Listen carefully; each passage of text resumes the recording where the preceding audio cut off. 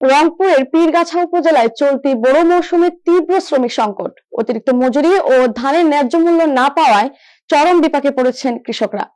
অনেক কৃষক উচ্চ মূল্যে শ্রমিক নিয়েও সময় মতো ধান কাটতে পারছেন না। শাহ জাহিদ হোসেনের প্রতিবেদনে বিস্তারিত। এমন পরিস্থিতিতে কৃষকদের পাশে দাঁড়িয়েছে বাংলাদেশ কংগ্রেস।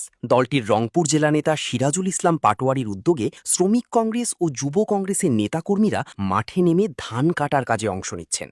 বৃষ্টির পানিতে তলিয়ে যাওয়া জমিতে এক হাঁটু কাদা পানিতে দাঁড়িয়ে তারা ধান কাটা, বাঁধা এবং বাড়ি পর্যন্ত পৌঁছে দেওয়ার কাজে সহায়তা করছেন। স্থানীয় কৃষকরা এই উদ্যোগকে স্বস্তিদায়ক হিসেবে দেখছেন। নেতারা বলেন, কৃষকের পাশে দাঁড়ানো তাদের মানবিক দায়িত্ব। কৃষকের ন্যায্য মূল্য নিশ্চিতের দাবি জানান তারা। আমরা বাংলাদেশ কংগ্রেস থেকে আমরা গরিব দুঃখীর পাশে দাঁড়িয়ে ধান কাটতেছি। ধানের মূল্য কম এবং একদম মাটি কাটতে গেলে লাগে 4,000 4,500 টাকা, তাও কামলা পাওয়া যায় না। তাই আমরা উদ্যোগ নিয়েছি বাংলাদেশ কংগ্রেসের পক্ষ থেকে আমরা গরিব দুঃখীর পাশে ধান কেটে দেওয়া হচ্ছে। ধান কাটা কর্মসূচিতে বিনা পারিশ্রমিকে আমরা ধান কেটে মাড়াই করে কৃষকের বাড়ি পর্যন্ত পৌঁছে দিচ্ছি।